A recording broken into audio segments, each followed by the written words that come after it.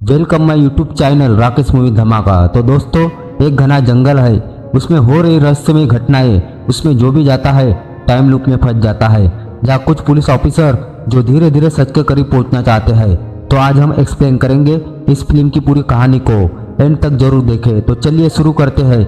Rakesh movie धमाका present संभवम अध्यायम ओनु।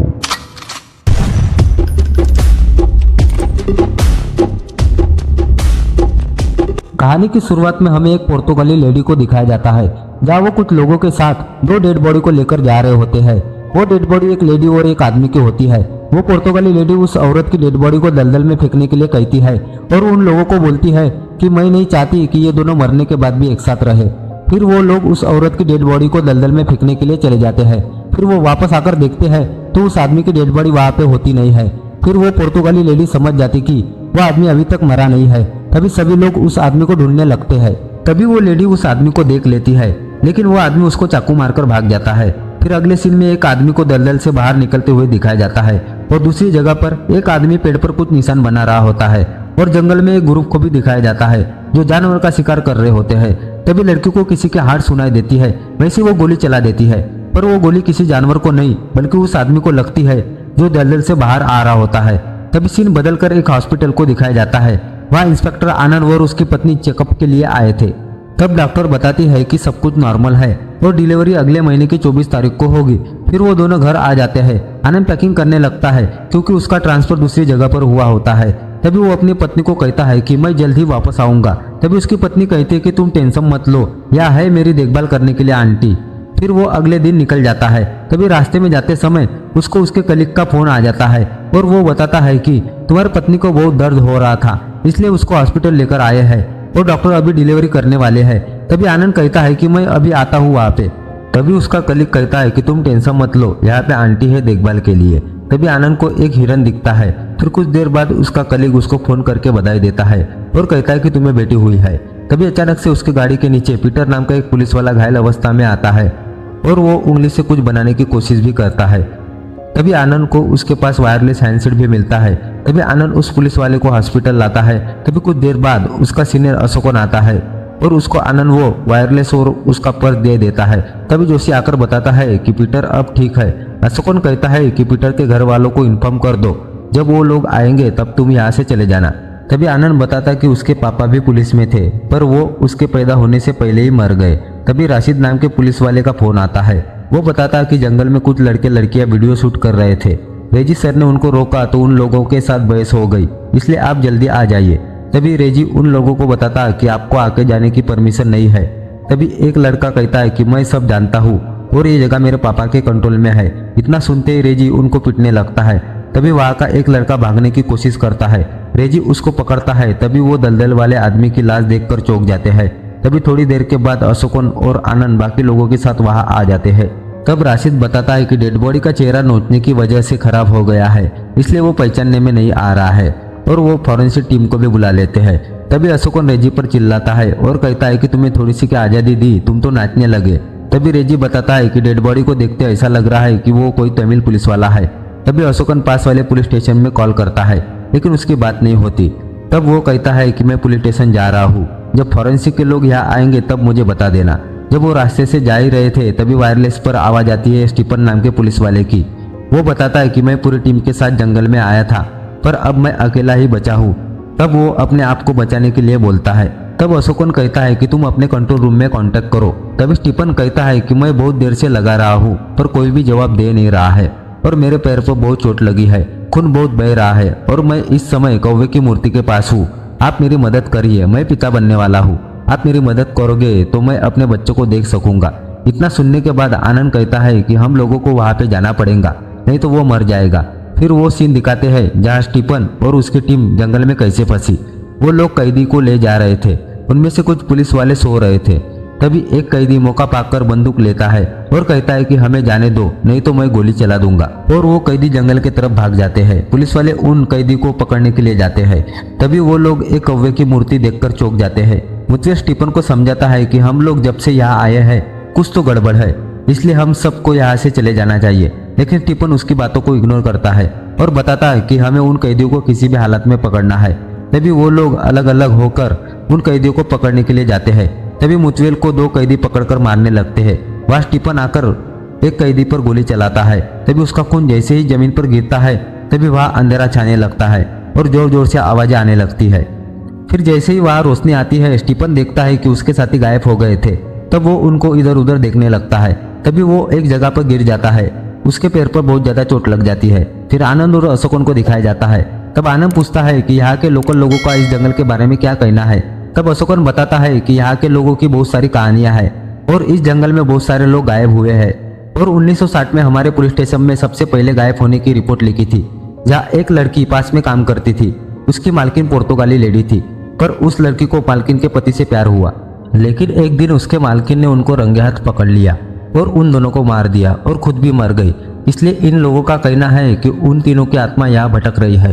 तभी wireless में स्टीफन बताता है कि वो कौवे की मूर्ति के पास है।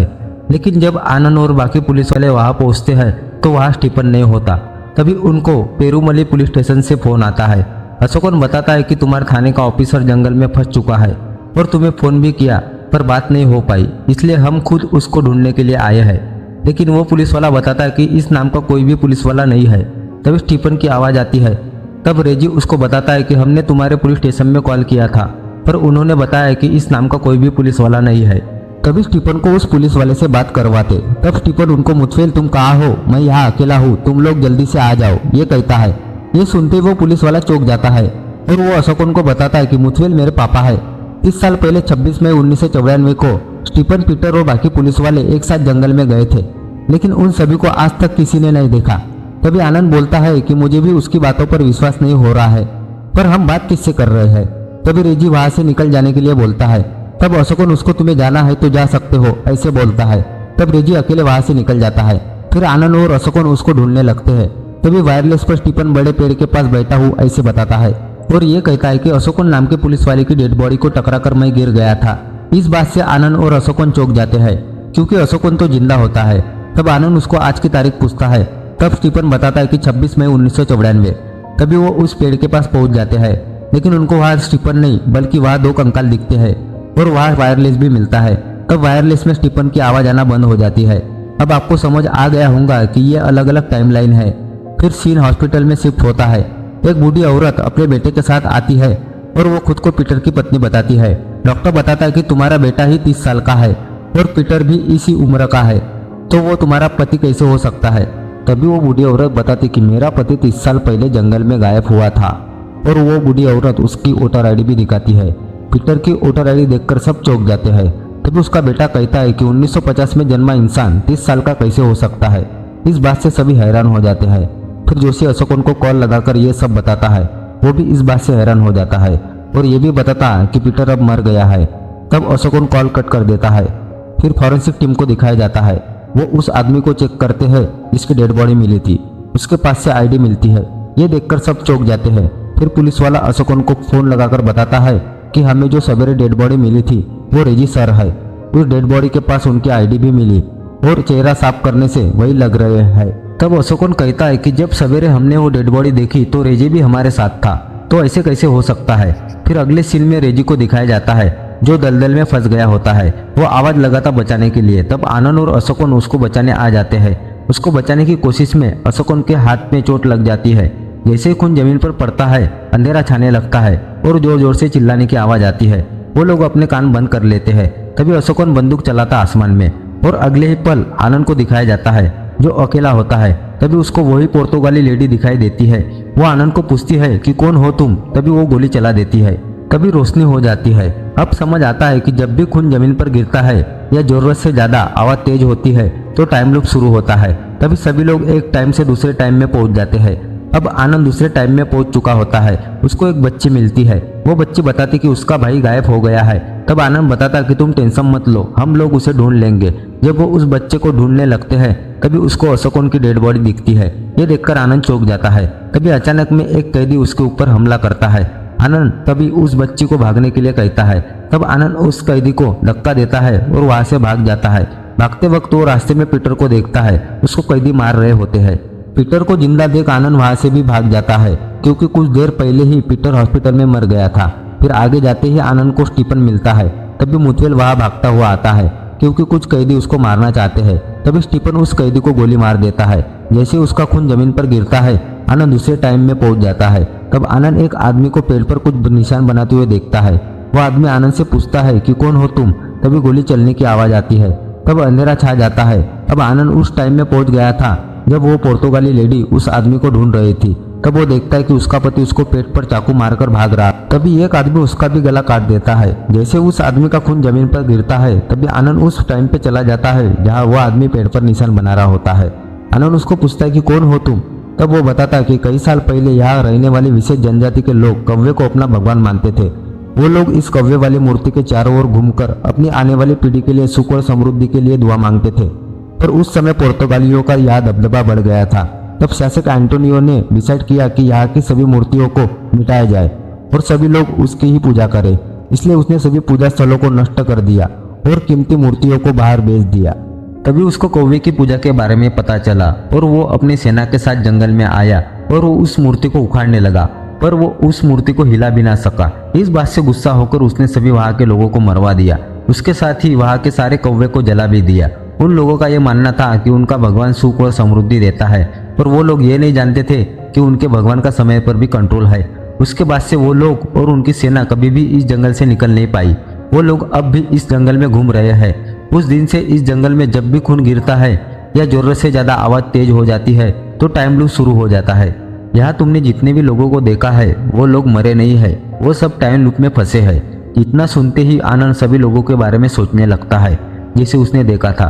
तब आनंद उसको पूछता है कि ये बात तुम कैसे जानते हो। फिर वो बताता है कि मैं ही एंटोनियो का जासूस था, मैंने ही कौवे की मूर्ति और उन लोगों के बारे में बताया था। तब आनंद को किसी की आवाज़ सुनाई देती है और वो वहाँ से जाने लगता है। तभी वो आदमी बताता है कि अगर यहाँ से निकलना है तो जिस घटना से जो भी यहाँ आया है वो दोबारा नहीं होनी चाहिए। फिर आनंद वहाँ से निकल जाता है। थोड़ा आगे जाते ही वो अपने आप को अशोकन के साथ रेजी को दलदल से निकालते हुए देखता है। तभी अशोकन का खून जमीन पर गिरता है। तब वो उस टाइम में पहुंच जाता है जब पुर्तगाली लेडी अपने पति को ढूंढ रही थी। तब वो जानबूझकर अपना खून जमीन पर गिराता है। तभी नए टाइम लूप में रेजी को दलदल से बाहर आते हुए दिखाया जाता है। रेजी वो दोनों बच्चों को देखता है जिसका भाई जंगल में गायब हुआ था। तब रेजी उसको दीदी कहकर पुकारता है क्योंकि वो छोटा बच्चा खुद रेजी ही था। लेकिन वो दोनों वहाँ से भागने लगते हैं। तब रेजी उनके पीछे भागने लगता है। तभी ग्रुप में से एक लड़की गोली चलाती है और वो गोली रेजी को लगती है। तब आनंद ये सब देख लेता है, पर जैसे ही रेजी का खून जमीन पर गिरता है वो उस टाइम में चला जाता है जहाँ वो देखता है कि कुछ कैदी पीटर को मारने वाले हैं। तब आनंद उसको बचा लेता है और उसको कहता है कि कुछ भी हो जाए पर गोली मत चलाना, और आगे चला जाता है। तभी वो स्टीफन को देखता है। तब वो स्टीफन को इस जंगल से जल्दी बाहर निकलने के लिए कहता है और ये कहता है कि ये जंगल बहुत खतरनाक है। लेकिन स्टीफन उसकी बातों पर ध्यान नहीं देता और कैदी को ढूंढने जैसे ही निकलता है तभी आनंद उनको बताता है कि आप जल्द से यहाँ से निकलो, नहीं तो आप अपने बेटे को नहीं देख पाओगे। और ये बताता है कि आप बाप बनने वाले हो और आपको बेटा होगा। ये सुनकर स्टीफन चौंक जाता है और उसे पूछता है कि कौन हो तुम और ये सब कैसे जानते हो। तब आनंद बताता है कि मैंने कभी अपने पापा को नहीं देखा। 30 साल पहले इस जंगल में वो गायब हो गए थे और अब आनंद को सब कुछ समझ आ गया था। इसलिए वो अपने पापा के स्टीफन को फोटो दिखाता है। तब हमको ये बात पता चलती कि स्टीफन ही आनंद के पापा होते हैं। तभी उनको मुठभेड़ की आवाज़ सुनाई देती है। वो देखते हैं कि 2 कैदी मुठभेड़ के पीछे पड़े होते हैं। तभी स्टीफन गोली चलाने लगता है, पर आनंद उस घटना को दोबारा नहीं दोहराना चाहता था। इसलिए स्टीफन की बंदूक लेकर उन 2 कैदियों को डराकर भगा देता है और उनको किसी भी हालत में गोली नहीं चलनी चाहिए और किसी का खून गिरना नहीं चाहिए, ये कहता है। तब स्टीफन सभी साथियों को वहाँ बुला लेता है जहाँ कौवे की मूर्ति होती है। फिर वो सब वहाँ से निकलने की कोशिश करते हैं, पर वो घूम फिर कर उस मूर्ति के पास ही आते हैं। वो लोग समझ नहीं पाते कि आखिर बाहर कैसे निकला जाए। तभी आनंद को पेड़ पर गोल निशान दिखता है जो कि उस आदमी ने बनाया था। तब आनंद याद करता है कि जब पीटर इस जंगल से बाहर निकला था तब वो उंगली से ये निशान बनाने की कोशिश कर रहा था। तभी आनंद सभी को बताता है कि अगर हम सबको इस जंगल से निकलना है तो हमें इस मूर्ति के गोल गोल चलना होगा। फिर सभी आगे बढ़ने लगते हैं। तभी कुछ कैदी उन पर हमला करते हैं। उसमें मुतवेल और बाकी कुछ पुलिस वाले मारे जाते हैं। फिर वो लोग भी गुस्से में उन कैदियों का गला घोटकर मारने लगते हैं। तभी एक कैदी स्टीफन को लकड़ी मारकर भाग जाता है। तभी उसका खून जमीन पर गिरने से अंधेरा छा जाता है। फिर रोशनी हो जाती है, पर आनंद समझ नहीं पाता कि वो लोग दूसरे टाइम लूप में क्यों नहीं गए। तभी उनको रास्ते में एक कार दिखाई देती है। वो लोग भागते हुए वहां पहुंच जाते हैं। तभी आनंद उस कार वाले को आज की तारीख पूछता है। वो बताता है 26 मई 1994। ये सुनते ही आनंद समझ जाता कि वो लोग 24 मई से 26 मई 2 दिन आगे आ चुके हैं। तब स्टीफन और पीटर को आनंद कार में भेज देता है। फिर आनंद मूर्ति के पास आकर खुद को गोली मार देता है। तभी वो खुद को हॉस्पिटल में देखता है जहाँ उसके पापा स्टीफन भी होते हैं। तभी नर्स आकर बताती कि आपको बेटी हुई है। अगले दिन वो ट्रांसफर वाली जगह पर जा रहा होता है। तभी वो रास्ते पर अशोकन को देखता है। उनकी गाड़ी खराब हो गई थी। फिर वो भी गाड़ी में बैठ जाता है। तभी आनंद कुछ सोचने लगता है। तभी अशोकन को रशीद का फोन आता है। वो बताता है कि कुछ लड़के लड़कियां जंगल में वीडियो शूट कर रहे थे और रेजी सर उनको ऐसा करने से रोक रहे हैं, इसलिए आप जल्दी से आ जाइए। तभी आनंद को फिर से हिरन दिखाई देता है। तभी उनकी गाड़ी के नीचे एक लड़की आ जाती है। फिर वो लोग उस लड़की को कार में बैठाकर हॉस्पिटल ले जाने लगते हैं। तब अशोकन उसके घर वालों को उसके फोन से कॉल करने के लिए बोलता है। तभी आनंद जैसे ही उसका फोन उठाता है तभी वो उस लड़की के साथ अपने आप को बूढ़ा देखता है। तभी वो लड़की आनंद को पापा कहती है और मर जाती है। तब आनंद अपनी पत्नी को फोन लगाकर अपनी बेटी के बारे में पूछता है। उसकी पत्नी बताती कि मैं अपनी बेटी को सुलाने की कोशिश कर रही हूँ। वो समझ जाता कि जो मर गई है वो उसकी ही बेटी है।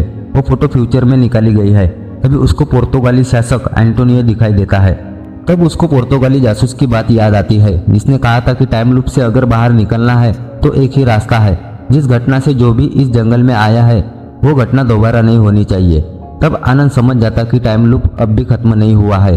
वो तभी खत्म होगा जब पुर्तगाली शासक को कौवे की मूर्ति की पूजा करने वाले लोगों को मारने से रोकना होगा। इसी के साथ ये मूवी यहाँ खत्म हो जाती है। तो दोस्तों ये थी टाइम लूप वाली कहानी। अगर आपको ऐसी माइंड ब्लोइंग मूवी पसंद है तो वीडियो को लाइक करें, चैनल को सब्सक्राइब करें। मिलते हैं अगली मूवी में। Bye bye.